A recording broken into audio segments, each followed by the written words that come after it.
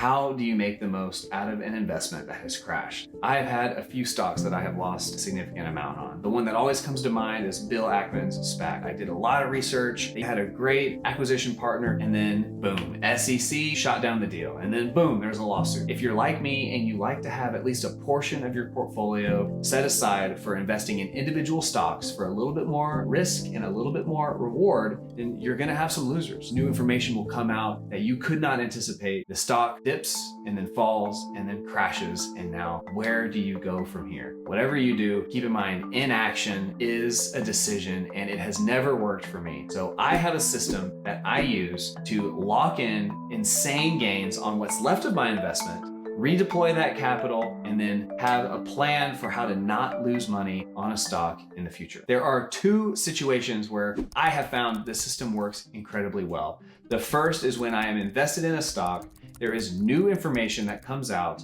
the stock crashes, and now I'm in a position where if I had that money again, knowing the information I know now, I wouldn't invest in it again. The second situation is where the stock crashes, but I'm confident it's gonna go back up someday. I'm not sure when. I don't think there's gonna be a huge increase in the next month, but maybe in the next several months or years. In that situation, this system works very well as well. This graph shows a hypothetical $10,000 investment where I lose 90%. So that's a $9,000 loss, which is shown by the red portion of the graph.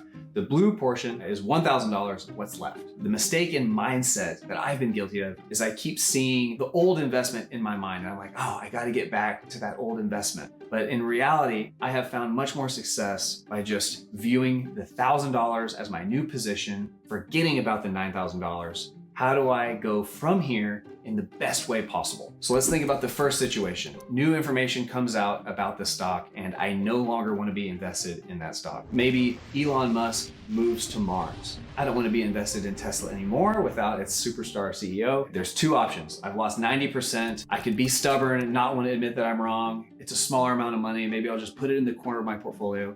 The reason that has not worked for me is I have to think about what's left as a new investment that I have to do the best possible thing with. So if I just cut ties and sell that stock, then I have created a capital loss, which gives me a tax benefit. If I can offset another capital gain with that $9,000 loss, and I'm in the 12% tax bracket, then I would get a $1,080 tax benefit. When you compare that to what your current position is, which is just $1,000, that is over a 100% gain. I just 2x'd that remaining investment by selling it. If I'm in the 22% tax bracket, then I'm making $1,980. That's a 3x gain nearly just by selling the stock. And if I don't believe in that stock anymore, what are the chances that it's gonna 3x in a short amount of time?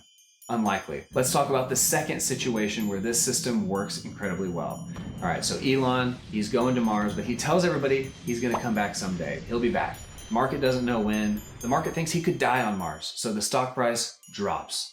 But I believe he'll be back. So I wanna continue to hold the stock. Now, this system still works as long as I do not have a strong reason to think that it's gonna pop off in less than a month, right? If I still sell that stock, take advantage of the tax loss harvest, and buy it back in 1 month, as long as that stock didn't 2 times or 3 times, then I'm gonna be in a better position. And yes, for tax loss harvesting, you have to sell and then buy back after a month. If you just sell and buy back in 1 day, tax loss harvest won't work. They'll call it a wash sale. You will not get your tax credit. For a stock to go up by 2x or 3x in 1 month, that is huge. The average monthly return of the S&P 500 is less than 1%. So just keep that in perspective. When you're looking at what position you have now, being able to guarantee a 2 or 3x gain in 1 month is insane. Real quick, guys, thanks for watching. And if you've made it this far, please do me this one simple favor and hit the like button. In return, I'll do my best to create better and better content like this. Back to the video. There are some situations where I would not recommend using this system. You really need some capital gains to offset the capital losses. So if I lost $9,000 and if I didn't have $9,000 in gains that year, I would think twice. Now, you can use $3,000 to offset your income. in this case, if it's a $9,000 loss, if I'm comfortable with spreading those capital gains out over 3 years to offset my income, then maybe it's still a good idea. But if we're talking a big loss, or you don't have income and you don't have a capital gain, maybe it doesn't make sense to utilize that capital loss at that time. You might want to wait until you have a capital gain to offset the loss. The second situation where I would not necessarily want to use this strategy is if I'm holding Tesla and it's in a tax sheltered account. If I have Tesla in my HSA, my IRA, or my 401k, then I do not get to benefit from the capital losses. So I cannot factor that in to my decision making when I'm trying to determine what's the best thing to do moving forward. The third situation where I wouldn't necessarily use this strategy is if I was very confident that the stock would recover and the market was overreacting. Back to the Elon Musk example, maybe it's no big deal for Elon Musk to go to Mars. Maybe the market has no business dropping by 90% because of that.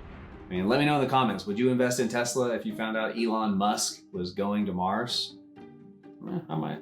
The next step in my system is to reduce the chances that I'm even in that position to begin with. I do not want to put myself in a position where I have to make an important decision while I'm in a compromised state of mind. The stock drops 20%, I'm in denial. It drops 30%, I'm bargaining. I'm going through the stages of grief. It drops 50%, I'm in acceptance. So I want to avoid that. I want to make a plan when I enter the position for what is my maximum pain that I'm willing to experience. I don't want to ride a stock up to 100%, not do anything, and then miss the window and it falls back down. I like to put in different sell orders for different levels of gains. I use limit sell orders to lock in that profit. I use stop loss orders to stop myself from losing 90% of my investment. On the other hand, I could just stay away from individual stocks altogether and put all my money in a safe dividend ETF like this one. This is the method I use to find the best dividend ETFs.